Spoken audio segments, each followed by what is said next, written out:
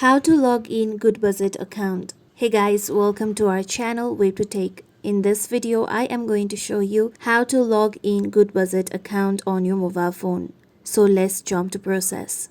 To log into GoodBudget account, tap on GoodBudget application on your mobile phone.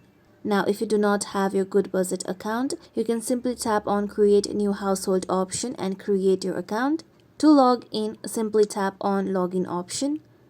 Now here you can log in using your household name or email. I am continuing with my email, so tap on the given space and enter your email address. Then tap on password section and enter the correct password of your account. If you do not remember your password, simply tap on forgot. With this, tap on login.